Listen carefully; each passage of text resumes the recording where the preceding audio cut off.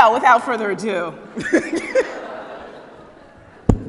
I am so glad to be here in Chicago so that all of us have the opportunity to talk together about the future of NWP. Yesterday evening at the welcome reception, I had an opportunity to speak to many of you, both there and in the lobby, and I'm really looking forward to having an opportunity to meet and speak with as many of you as possible throughout the day, whether it's during the luncheon, during the concurrent sessions, the afternoon plenary, or the reception. I'd also like to thank the number of people who are here as guests and sort of longtime supporters of the National Writing Project. I'd also like to thank the NWP staff and all of the network leaders who designed this year's meeting for us, because this year's meeting is the right meeting for NWP during this time.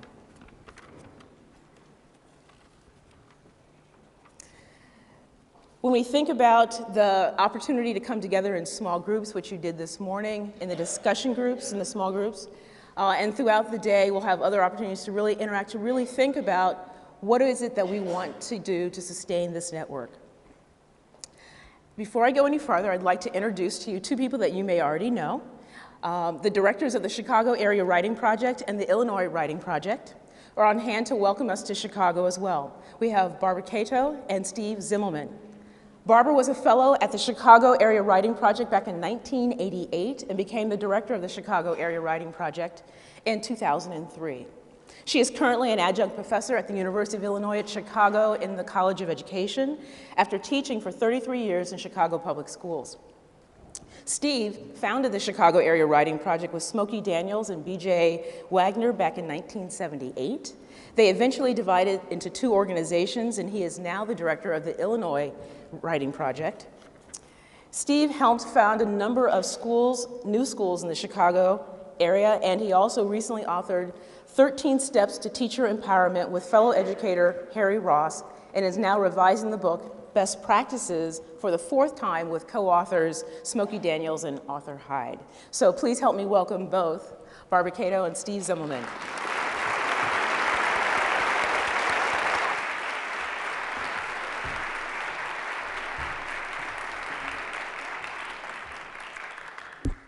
Welcome to Chicago, everyone.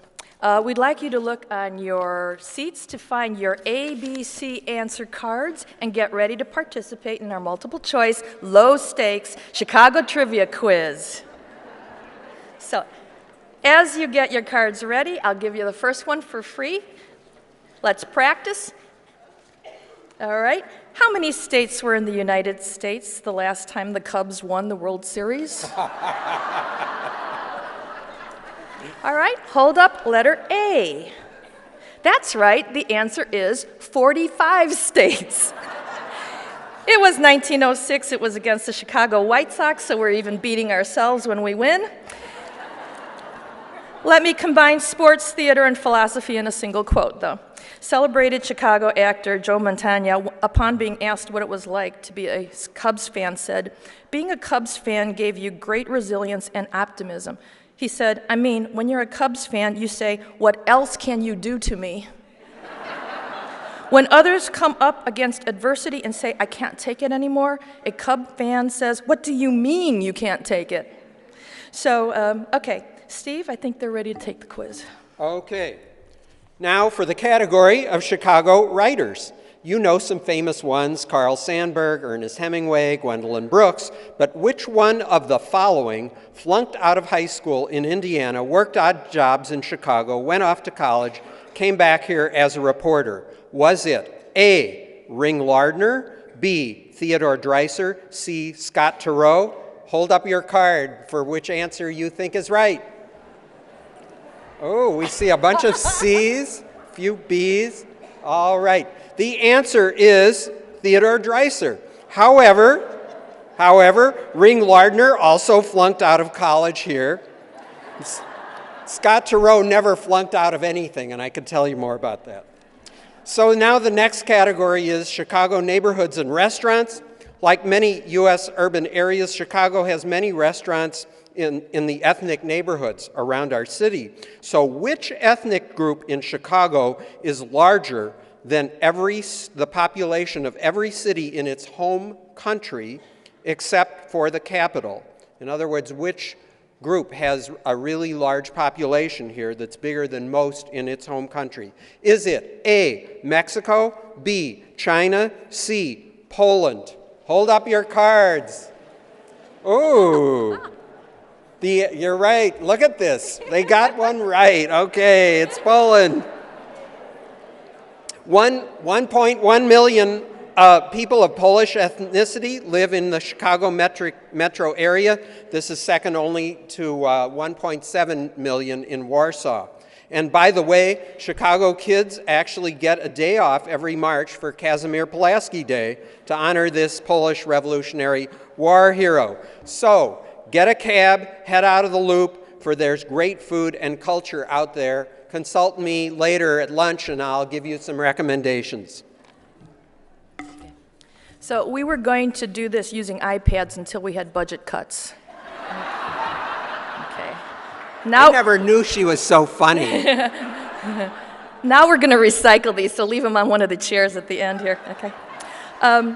In all seriousness, the last time the annual meeting took place in Chicago was 2000. We were leaving the last century behind us with a hopeful heart, ready to meet a new century, filled with challenges we could not foresee, and there were many. From 9/11 to 2 wars, to Hurricane Katrina, and then the huge financial collapse. Yet we elected a new president, who incidentally is from Chicago, who embodies the positive spirit of our city. We stopped hemorrhaging jobs. We witnessed the Arab Spring and summer. Things get better, although slowly.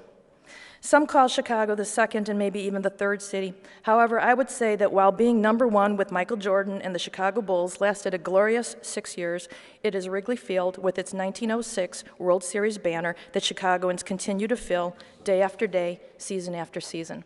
It's easy to be part of something when times are good. With the loss of federal funding this spring, the National Writing Project finds itself in Chicago again at another time of great challenges and an uncertain future. The motto of Chicago is, I will.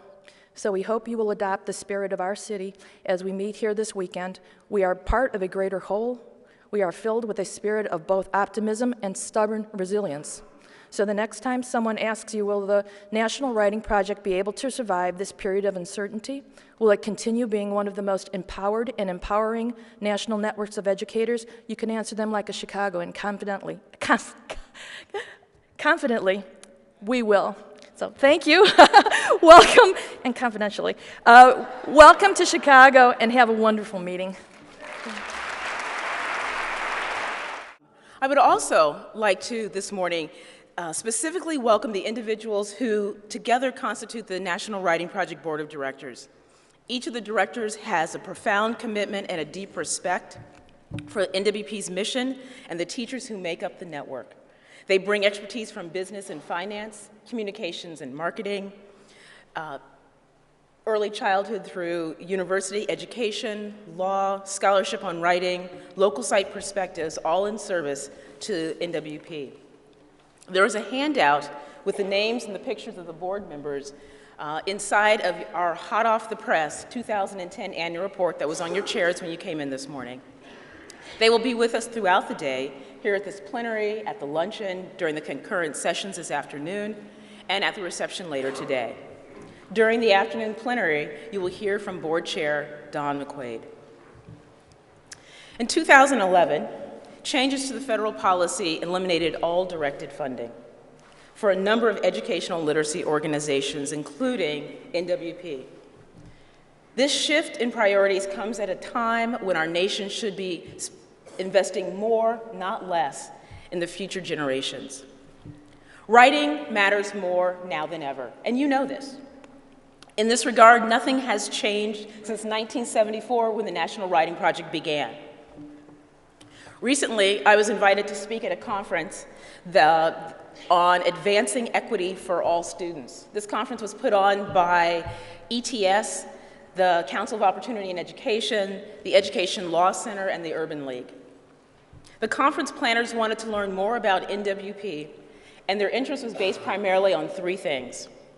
1, a recognition that literacy is the fundamental building blocks for college and career readiness. 2, our effectiveness in supporting all students to achieve academically through building teacher leadership locally. And 3, our capacity to take effective practices to scale to address pressing education concerns. The conference planners and audience understood that significant new writing and literacy demands set forth in the Common Core state standards, and the fact that the achievement gap will only get larger if we do not find successful strategies and approaches to address literacy needs of all students. Despite the central importance of writing in our academic, civic, and professional lives outside of school, writing inside of schools has long been the neglected art, a point driven home by the National Commission on Writing's report. Arthur Appleby provided us with research back in 1981 that demonstrated the significance of this overall neglect. He studied high school writing instruction and showed that although writing activities, broadly defined, took place in nearly 44% of class time, only 3% of that time was actually writing at least a paragraph or longer. Most writing activities actually were focused on very mechanical, fill in the blank, or short answers, and sometimes note-taking. Nearly 30 years later, Arthur Appleby, along with Judith Langer, with partial sponsorship from NWP and participation and collaboration from 7 writing project sites, conducted a comprehensive study on writing instruction and published the results last summer.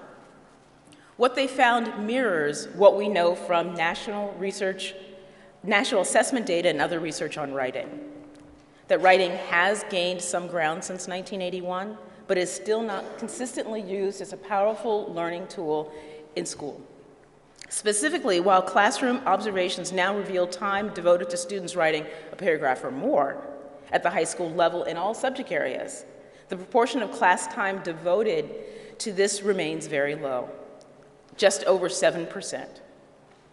And the demands of writing assessments often reduce writing to short paragraphs rather than thoughtful essays. We know that NWP is the only literacy-focused professional development organization with the capacity to provide high-quality, locally defined, delivered professional development on a national scale. Today, NWP sites are located within 50 miles of 76% of our nation's teachers. That's really significant. Appleby and Langer recent study confirms that we also know that our work every day, that writing is still the neglected art in many schools and districts, and that writing matters more now than ever. So the digital age is a writing age. We know that young people are writing more today than they have in the past, even though sometimes that writing looks very casual. It might be in texting, it might be, I know they don't really do emails because emails are for old people, but they are writing more today than they have before. And if we are to provide an adequate and effective education for all of our nation's young people to choose their futures, writing and literacy must be core. There's still much to be done to achieve this goal. And despite the significant changes we have experienced in the last year, and you know them, writing matters more now than ever. And so we still need to find new ways to support our work. Later in this plenary, you'll hear from Judy Buchanan about the federal education landscape, Linda Friedrich, who will share evidence that shows that NWP makes a difference, Susan Freundlich, our new Director of Advancement, who will provide information about the philanthropic landscape and expanding our base and support. And lastly, from Elise Eidman-Adel, who will talk about next steps for us as a network. I'd like to close by saying the nation needs high-quality teacher professional development, now more than ever. All of us collectively are the solution seekers we need to address educational needs in our schools and to chart our path through these very challenging economic times. We are smart, we are thoughtful, we are resilient. We are NWP.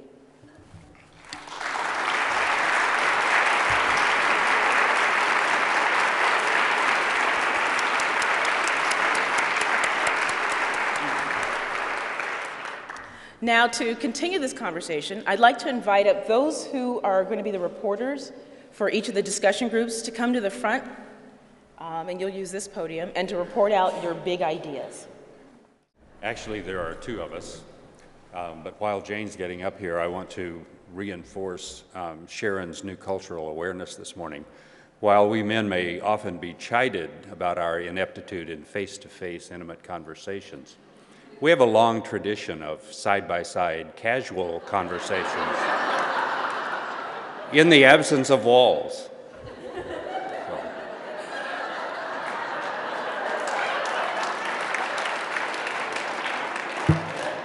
Okay, I'm done. I don't exactly know how we got nominated as a team. And as soon as I find out who said Jane, we'll take care of that. But my job is just to introduce the amazing representative from the state of Iowa. But I think based on that, I'll say Jim Gray should have had a rule number 11 or 12.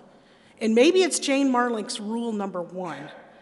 That if you hang around the writing project long enough, you can work with anybody. That's right.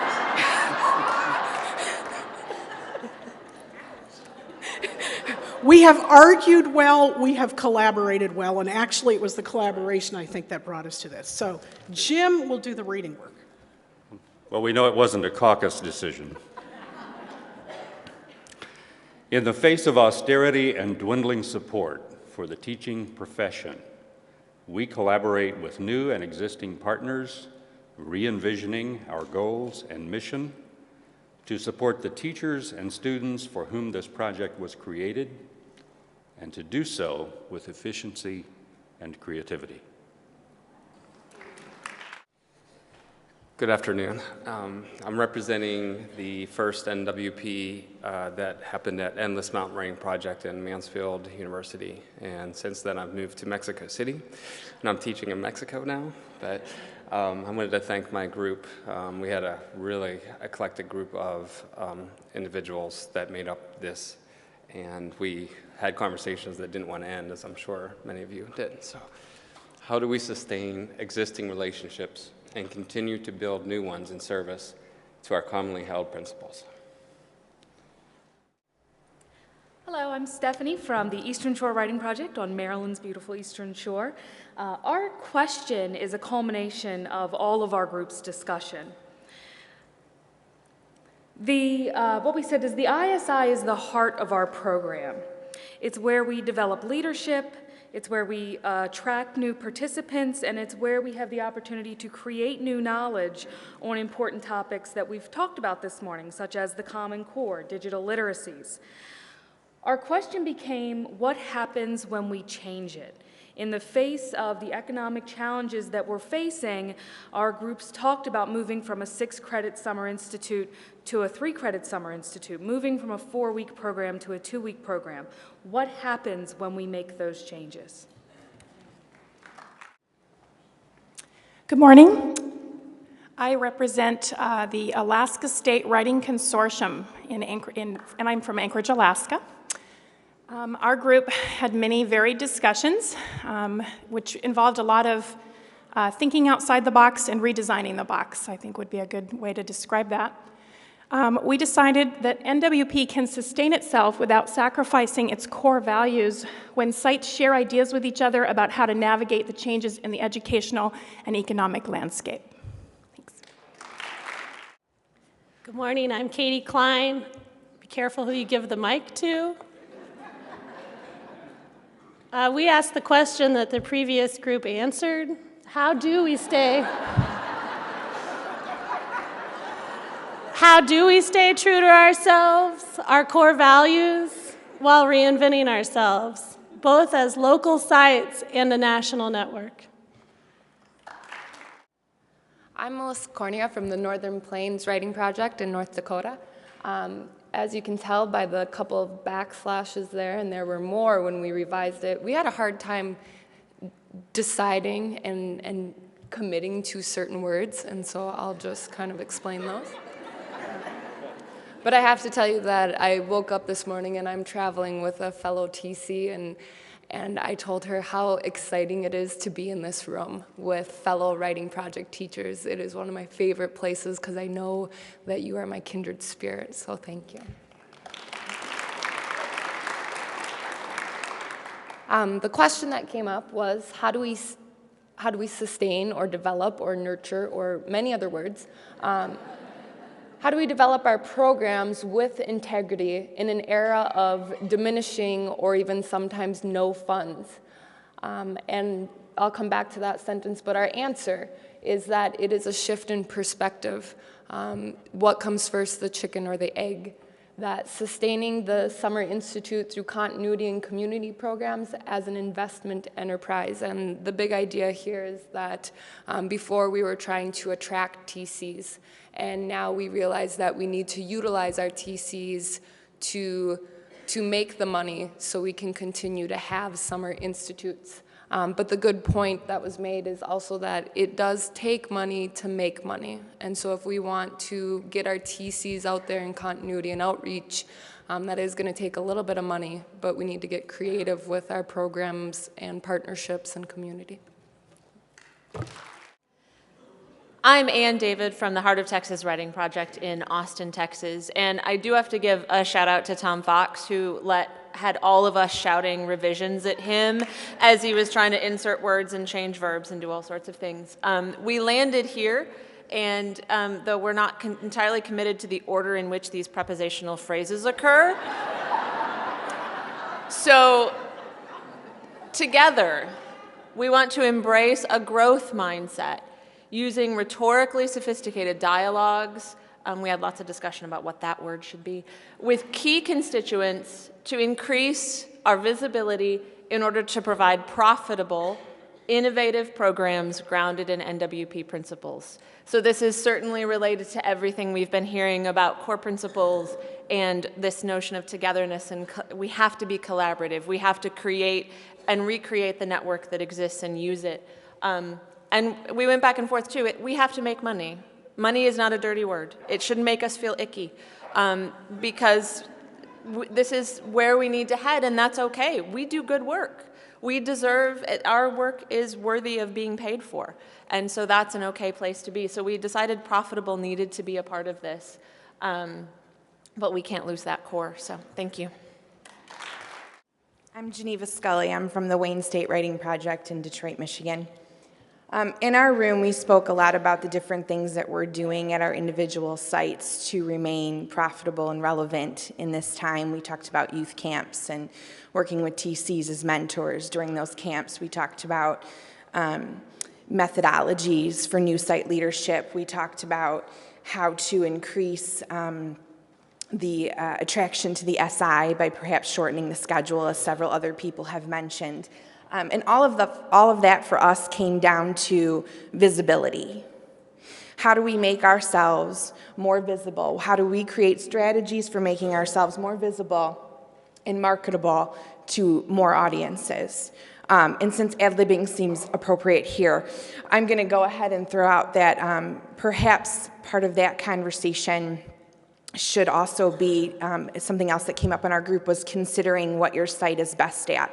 And maybe making money at that thing isn't as grand as it used to be, but it keeps you viable and alive.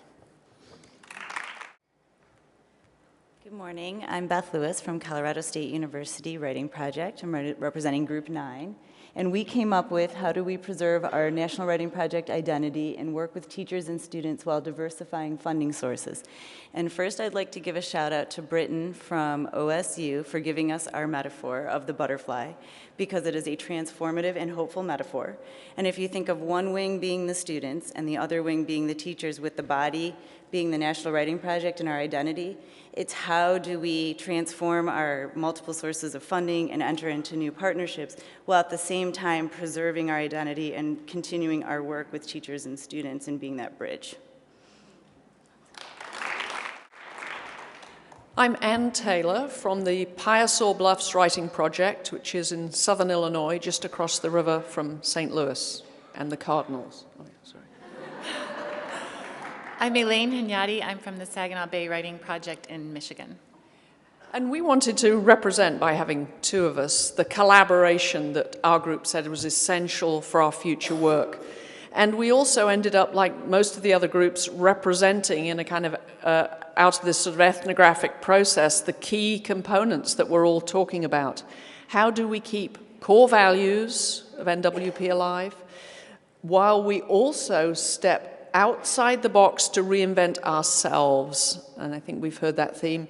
And the final piece, while we acknowledge there is a challenge with the support and funding.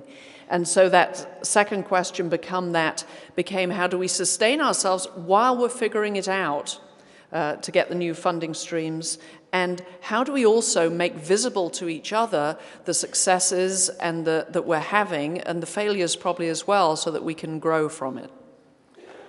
And I guess what I wanted to do was maybe sort of rename those core values, sort of thinking as the Summer Institute as this hatchery for teachers, where we're creating expert teacher leaders and teachers as writers, and then looking at those other things we do, the professional development, where again we are creating expert teachers who can impact student achievement or embrace research or current initiatives like Common Core.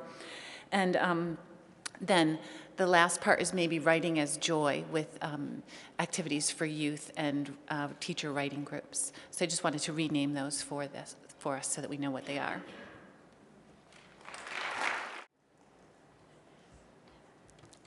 I mean, it's not surprising that we all went off into separate rooms and we came back with so much of the same.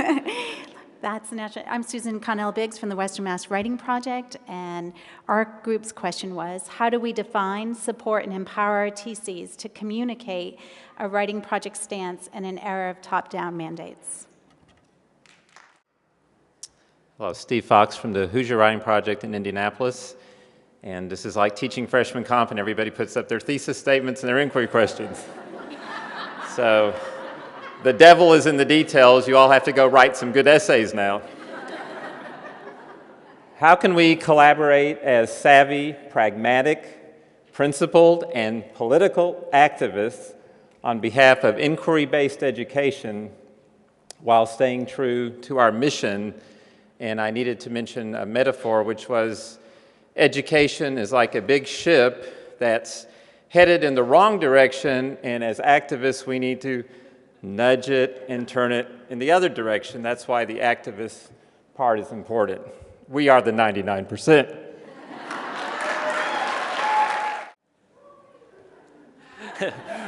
Troy Hicks from Chippewa River Writing Project. I think this echoes much of what has already been said. How do we sustain what's essential in a new dynamic landscape? And the one thing that I would encourage us to ask is, what's new? What's dynamic? What do we mean when we say things are changing? We had No Child Left Behind, we had a Race to the Top, we have Common Core. Things are always changing, but let's check what those assumptions are, what we value as very important, and figure out how we fit into those things. So don't just say things are new and they're changing and how do we respond. Examine what's new and changing and think about what we value and what we can bring to that conversation. Hi, my name is Nicole Schoen from South Coast Writing Project in Santa Barbara. And our group was really interesting. We had 3 separate conversations. We had 3 tables. Yet they all really came together as one in this statement. And I think that is really an illustration of what we're doing here. Our network of sites, we all have separate conversations, which we are always more powerful when we come together and combine as we're doing today. So our statement was, we need to create new ways to strategically develop collaborative programs and partnerships that best meet the needs of our service area. The need is great, but the sources are there. We will focus on what we have rather than what we lost or don't have. First of all, thank you so much for sharing the big ideas and getting a sense of the conversations that happened this morning.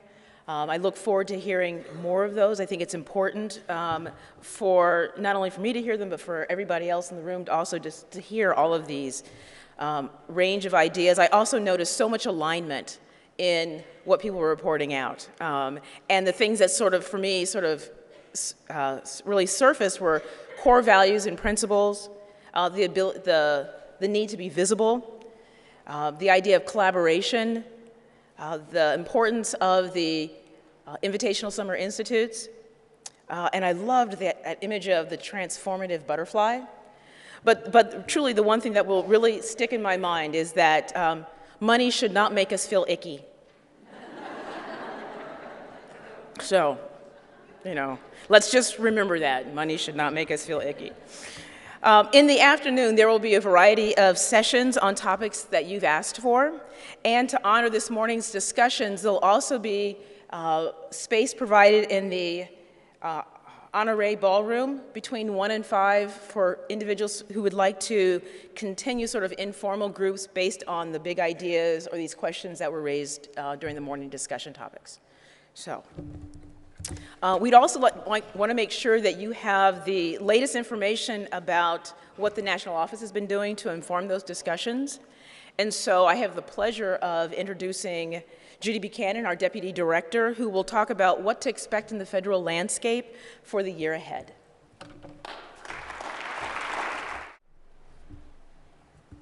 Good morning. It's really great to see all of you here in Chicago. And my first slide is going to sort of change the tone a little bit, so I'm going to just leave a minute for it to come up. What's new in federal funding? Pause. Okay, take a deep breath. This is not going to be a long presentation.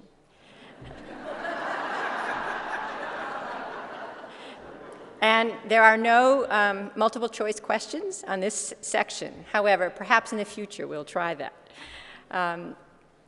And also, you may have noticed that the NWP annual meeting and the congressional budget discussion appears to be on the same schedule. There is no truth to the rumor that Congress is planning its budget discussions around our annual meetings, however. But seriously, last year the federal government broke our collective hearts when it ended directed funding for all national education programs. And we were eliminated from the budget, along with Reading is Fundamental, the National Board for Professional Teaching Standards, and Teach for America. The new normal in DC, as they say, is competitive funding for all national education programs. And speaking to the points that people raised already this morning, and so applying for federal competitive funding is what we set about to do. And I want to emphasize that it's because of our advocacy work together over the past 20 years that we were able to compete. During the same budget process that ended the directed funding, Congress created a competitive funding stream with a 1% set-aside of Title II funds for national nonprofits. They gave it a name, the Supporting Effective Educator Development Program, or SEED, as you always get an acronym in Washington. And we just submitted for SEED funding earlier this month. The Federal Register is where these grant announcements appear, and there was an absolute priority in the Federal Register. I want to read to you: professional development enhancement of teachers of English language arts with a specific focus on writing. Okay. You're good listeners. So while other organizations can compete for those dollars, and I'm certain that they did, we certainly have an excellent track record. We're well known, and we have good confidence that we should receive some funds from the SEED program, and we should know in January. And there are also other federal agencies that we can compete for funding for in this new normal.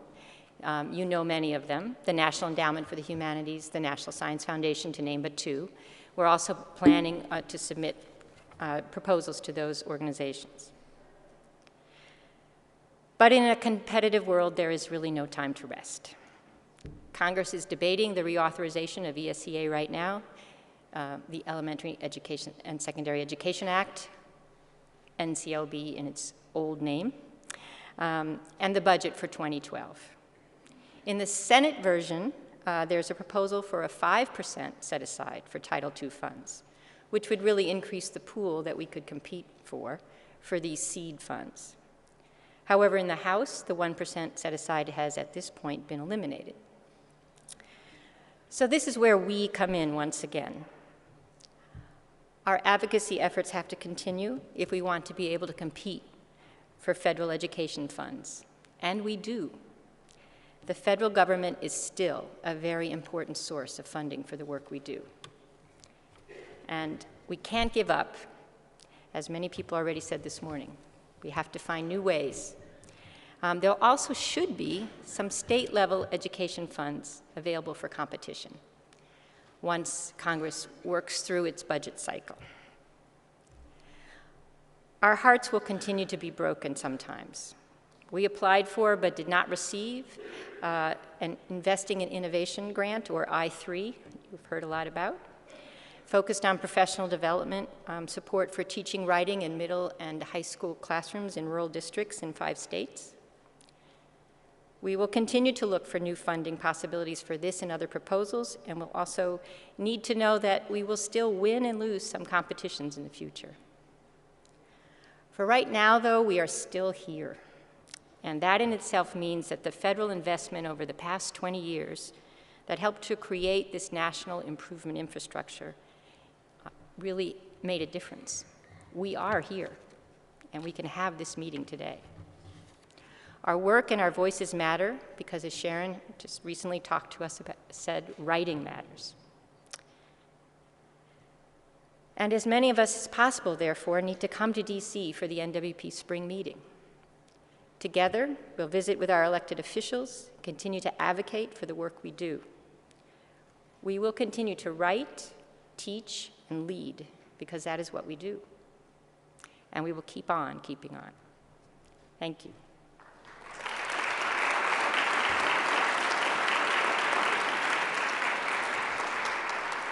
Now it's my great pleasure to introduce Linda Friedrich, NWP Director of Research and Evaluation. Our ability to compete in this new normal depends on the quality of our evidence. And Linda will help us understand where we are in that landscape. Thank you. Good morning. It is so wonderful to be here with everyone. I am here to highlight the work that we have done as a network over the past 8 years to address one of the major challenges on the education landscape: producing evidence that shows that we, NWP, can make a difference for students as well as for teachers.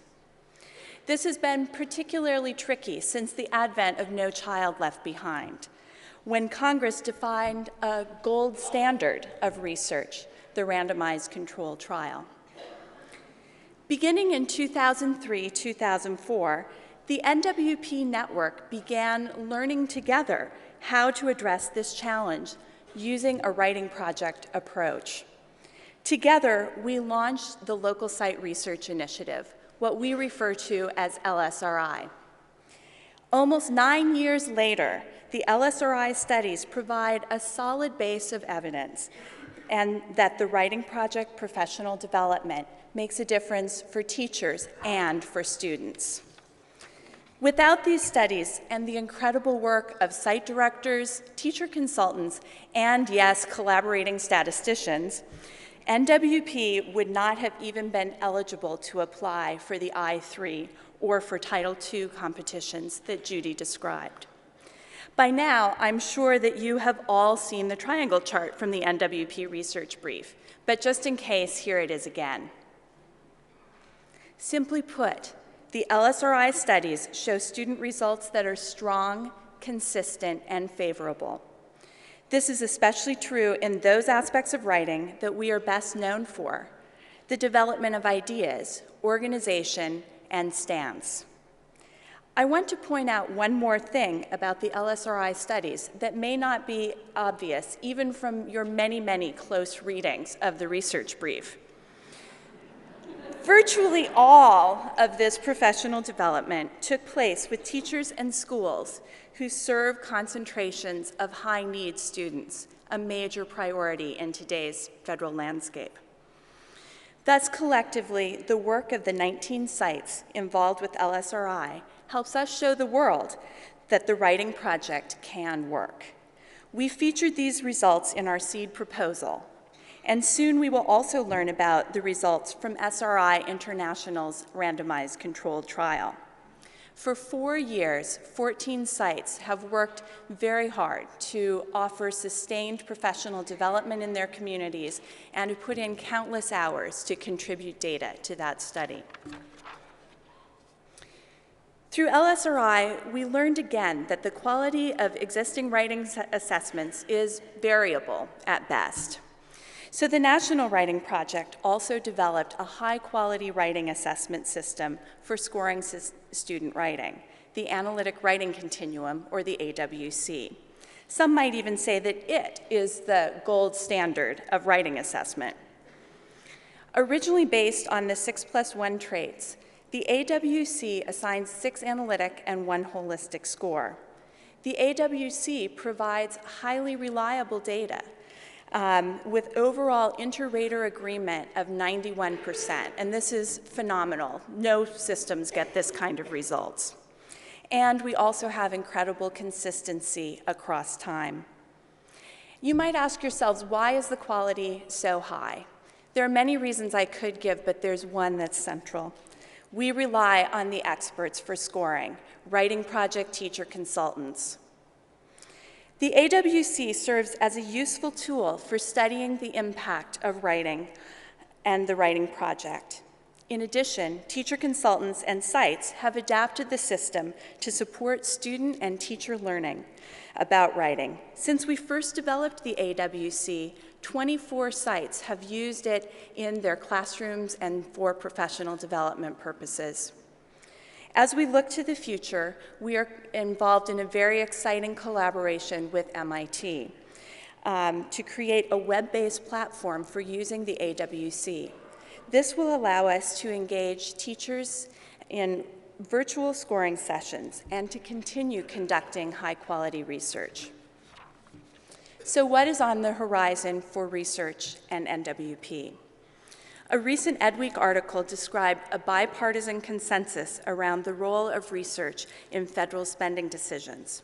Specifically, discretionary funding in education, like the I3 and SEED, will likely be awarded to interventions that show positive student results in rigorous experimental studies. We also know that private funders and policymakers look at the Department of Education's What Works Clearinghouse to find quote-unquote gold standard research about the projects they might fund in education. So as we move forward, and we will move forward, we will continue to invite sites to work with us and external research collaborators to produce evidence that shows the world that NWP works. Thank you.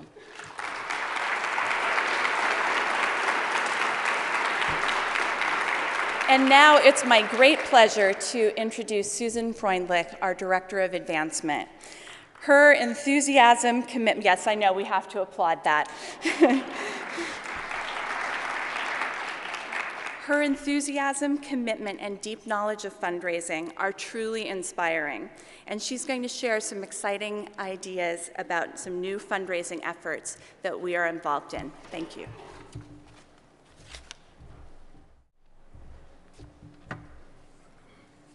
Hello. I'm really pleased to be here and to be meeting many, many of you for the first time. I'm here to give you a snapshot of the work we've been doing to raise money for the network. As you may or may not know, I've been working with the National Writing Project since last April, and I'm so happy to finally be at an annual meeting. I've heard quite a lot about these, but I feel very blessed to be working with a group of such fabulous people. NWP is deeply committed to supporting fundraising efforts across the network. We have strong ongoing relationships with foundations like MacArthur, Carnegie, Gates, and Wallace. And when they learned of the loss of federal funding, they immediately stepped forward to make additional grants. They're looking to make an impact through the National Writing Project because of our reach and effectiveness as a network. And this year, for the first time, we have sponsorship for this meeting from the Isabel Allende Foundation, Corwin Press, and Going On. Thank you so very much.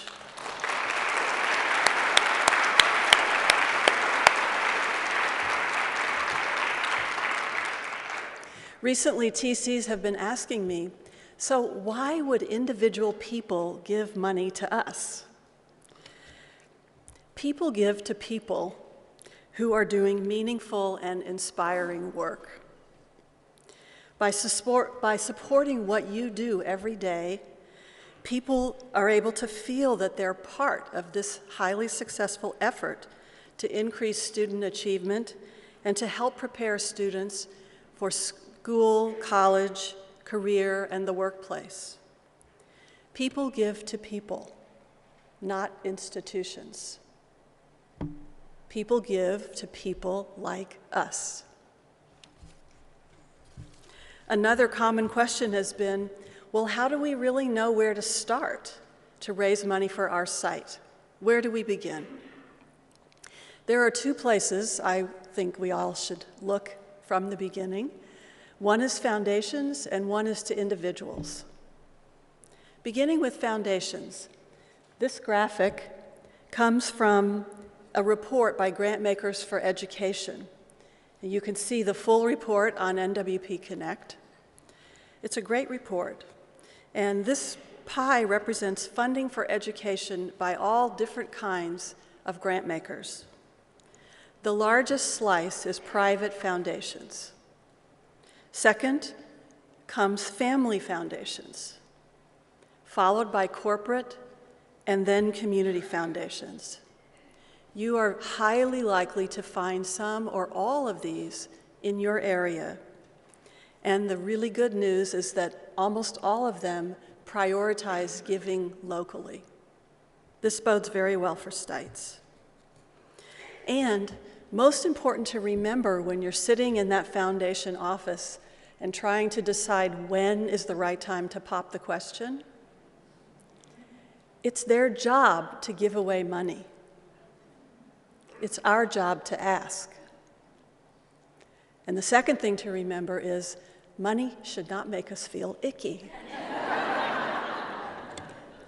To quote Jim Gray, the NWP is one of the best kept secrets in education.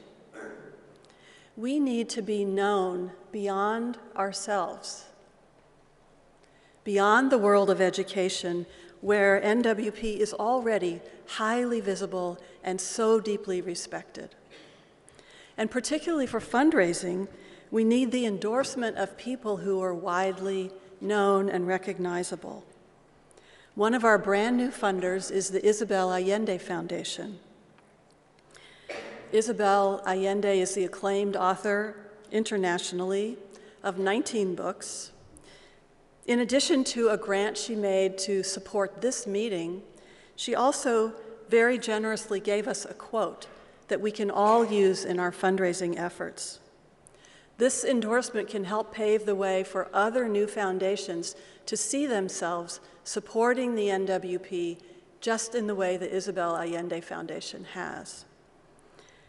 And she writes, "It is absurd to imagine that any child will be able to earn a living, let alone contribute to solving our world's complex problems without knowing how to read and write. My foundation supports the National Writing Project so that teachers can be more effective in their efforts to improve literacy for all students." Of course, sites have been raising money all along, as you very well know.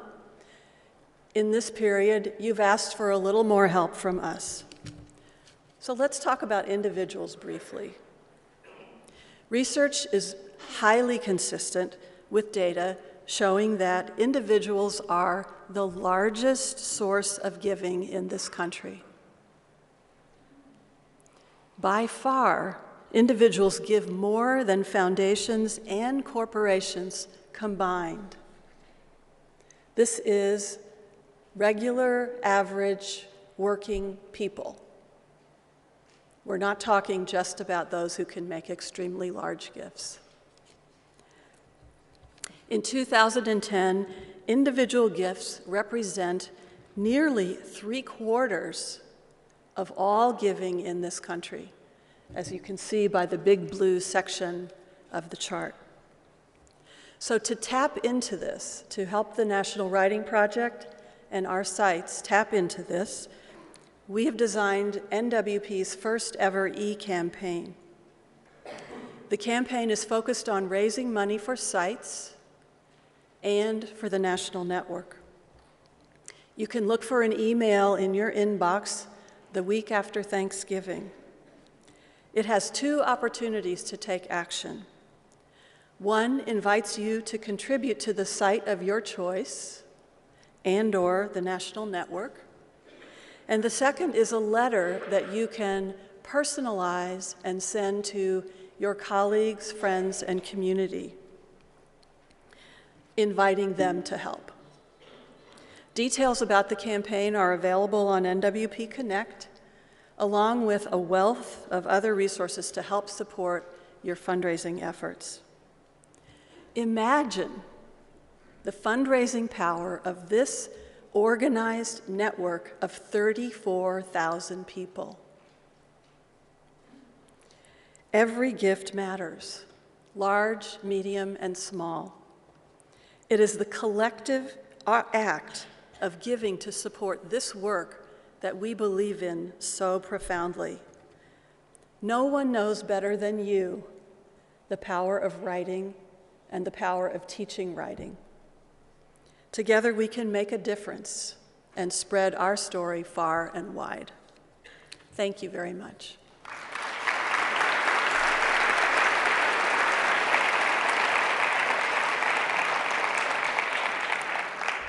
And now I'm delighted to introduce someone who needs no introduction in this group, who I'm very, very proud to say is my colleague, Elise Eidman-Adol.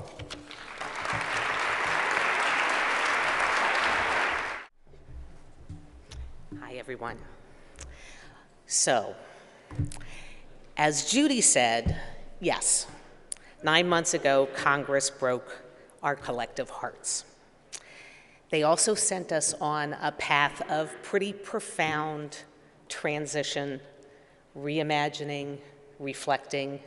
The theme was across all our comments this morning. Now, we want to acknowledge that path has not been easy. It has, for all of us, included a measure of anger, anxiety, confusion about the future, and that's reasonable. We had a profound loss, and so, of course. But we're 9 months into it now, and 9 months down the road, it starts to look different.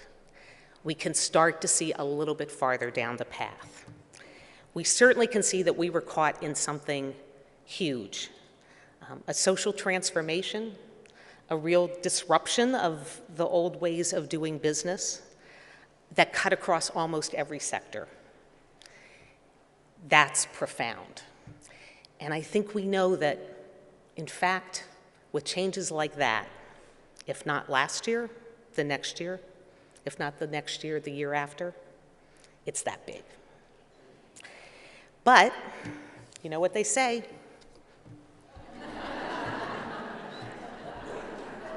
right? Okay. So 9 months into this change, we can see a little bit down the path. We can see challenges, but we can also see some opportunities. So Judy reminds us, the federal government has resources, still. They're the only thing with the capacity to fund the whole of the network. We still have support from friends on Capitol Hill. They still value the work we do. So advocacy still matters, and we know how to do that. It's going to matter with the ESEA reauthorization. It's going to matter with the 2012 budget. There's a reason if you can come to the spring meeting. We're good at this, and we should keep being good at this. But with regards to those federal resources, we are now in a competitive landscape. and the federal government will be responding to everyone a little bit more like a private foundation. They value us, they like us. They're not going to fund us, though, because we are the writing project. Or they're not going to fund us to just be the writing project. They will say, we made that investment in you. We helped extend you. We helped build you. And now we're interested in what you can do for us. So they will fund us when they have work and they have priorities that we can address, and where we have evidence that we can do the work they want. That's where this research comes in. As Linda reminds us, it's outcome-oriented research results that are the key to making the case now and into the foreseeable future. So, what about those private funders, the truly private funders? As Susan told us, during the past 9 months, our supporters at the national level and the foundation world have been very generous in their support. They didn't give up on us, and they could have. They could have said, this is not a smart place to put our money anymore. But they did not do that. They, in fact, ramped up their support. They're continuing to invest in this network. And in addition to them, at your local sites, so have your universities, so have your individual local funders. Every time there is one of these investments in our network, it is someone saying, we believe in you and we will not be giving up on you. And that's very powerful.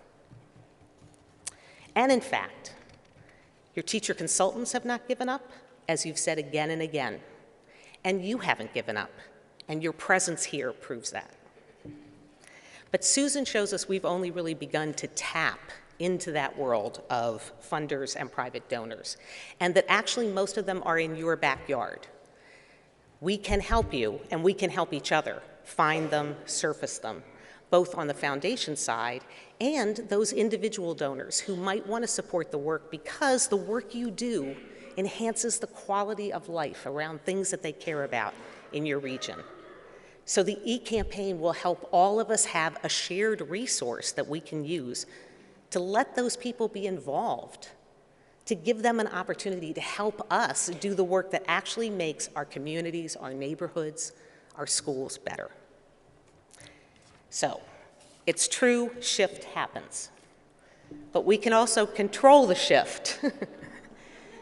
Like the road gives you curves, but you can also do a few things yourself to not be tossed about. So in the year ahead, we want to name a couple of things that will be shifts that represent an attempt to give us tools to take better control. Okay, so, 3 shifts I'm going to name for us as a network in the year ahead. 1, clearly we're going to have to shift from a networked organization that built its processes on the basis of a universal site award to a network built on voluntary association. Each writing project will have greater determination over and responsibility for its future. The cycle of an annual award has been so central to the way we see the year ahead. We need to shift into a new cycle, and we will. Now, for that reason, this year in particular, the National Office will be asking you at the end of your current grant cycle to tell us whether you want to continue being a writing project site. In the office, we call this the re-up. Are you gonna re-up?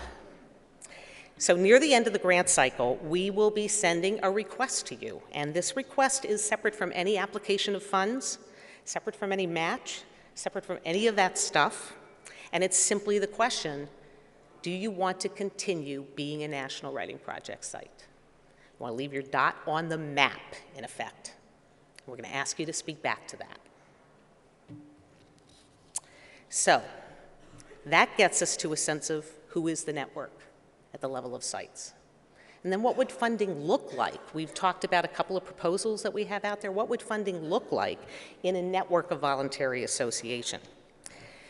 Well, it might look like funding where the national office as well aims to help you by trying to garner resources and opportunities and making them available to sites. Maybe not in a universal way, but in a way driven more by particular requests for funding. So, you will have, hopefully, should we be successful in all of this fundraising, opportunities to apply for funds whenever we can get them, and you, at your site, will make greater determination over what you apply for and why. So as NWP site leaders, we need to shift together toward a nuanced and strategic understanding of how our sites can and are making a difference in our service area, so that we are looking to the right opportunities and using them for the things that matter to us locally. You'll be making thoughtful assessments of what you do and don't pursue. So, we'll be shifting toward a flexible opportunity structure for sites. Now, should we be successful? In the year ahead, you will see a diverse set of more targeted RFPs, something different than the previous 20 years large grant, but a set of opportunities. You will look at them, you will evaluate them, and together with local leaders decide what and how to pursue them. These are the targeted kinds of federal campaigns and other things, the things that Judy mentioned, or the private funding opportunities that Susan mentioned. And you will also be able to think about how or when to use that e-campaign to encourage people to give to your site.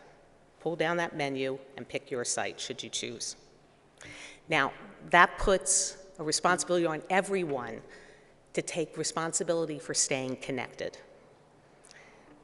Checking out the weekend update, or the Friday loop, or the I missed the weekend update, or whichever it is for those of you that follow it. Connecting on Connect, finding the resources there. We won't have the capacity to hunt you down to send you information. Organize yourself to keep connected at your site. And then finally, for sites to navigate this shifting terrain of what people call the education sector now, we are probably going to have to shift from a stance that is relentlessly local to one that is open to the kind of possibility of joint construction of opportunities, the kind of possibility that would let several of us work to define a program design or build knowledge together that can be offered and managed locally, but leverages this profound resource that we have in the network to inform that local work. Now, a lot of us have already been doing that, either in our state networks or in project-funded networks, but we're going to have to adopt that. It's efficient now. The internet has made it efficient. It's powerful. Shared policy contexts like the Common Core make it reasonable to do joint program design. And the outcomes-driven piece means that actually the other people who are out there in the education sector are working in this way to manage and deliver and research their outcomes. And so we need to do that too. So let's call this the linked local. It doesn't mean the local isn't the heart of what we do, but it means the linkages leverage more than the local. As I said, some of you have been doing this already, but we need to figure out how to more systemically build joint resources and program models in this network. So, we're in a transition, no question, and it's always hard. I think it might be a little exciting. Really. That's what I'm gonna, I mean, you know, some nights are harder than others, but right now, it's a little exciting. And in a way, it feels to me like it's exciting for several reasons. One is, it kind of feels like we have a generational opportunity, a kind of once-in-a-generation NWP opportunity, like 1974, or like 1991. And I don't think it looked easy in those moments either for the people who together said, we will take on what's ahead of us. I think it looked pretty hard at that moment too. And in retrospect, we can see how far we came at moments like that. And I feel like this is one of them. So I think that's one reason. Another reason is we are in the midst of one of the most exciting moments in writing itself since Gutenberg. If not, if this isn't our shared moment as people who value writing, I don't know when is. And finally, I think because we truly are the people who know that writing matters, but not just that writing matters. Whoever wrote the Common Core knows that too. We know more than that. We know how it matters. We know how it can matter when writing is allowed to take its course toward inquiry, action, and engagement. That it matters and how it can matter. And I know that it's going to sound to many, some of you here perhaps, and certainly outside, as if I might be romanticizing writing, and I think I am perhaps. But when you look at schools, there's so little romance in them today. And we might shrivel for the lack of it. So for all the important things that colleagues we might collaborate with are doing in education, the many partners that seem to come up this morning across so many working group sessions, we have something to bring to that table because we are the people who know that. We know that about writing. So why would we do this? That's why. Because writing matters. Thank you.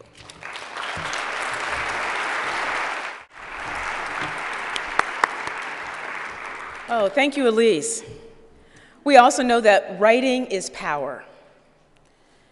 Writing has the power to express, to persuade, to provide students the options to choose their multiple paths instead of limited options.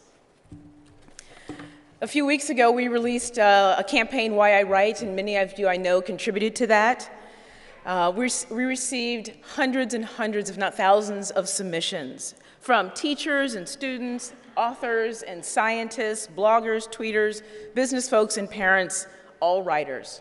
In fact, one of the things that I really enjoyed about the Why I Write campaign is that I got to read things and learn things that I wouldn't have ever seen otherwise. So I was reading one of the scientists, medical folks, who was talking about regenerating limbs. And after I read his piece, I then went to his video that was linked to it, and it was really interesting seeing livers being grown in petri dishes. And you know, I would have never gone to that had he not contributed to Why I Write. And so I'll share with you my contribution to the Why I Write. Necessity. I write because I need to express myself and to connect to others. I write so I can remember comments made by others, my own thoughts, appointments, and to buy the nutmeg I need to bake that apple pie. I write because I need to release the words that crowd my head. I write because the screen or paper is a neutral recipient, willing to hold all of my angst and ideas without judgment. I write so I can create poems that only I read and songs for a chorus of one. I write because I need those precious moments when everything else slips away.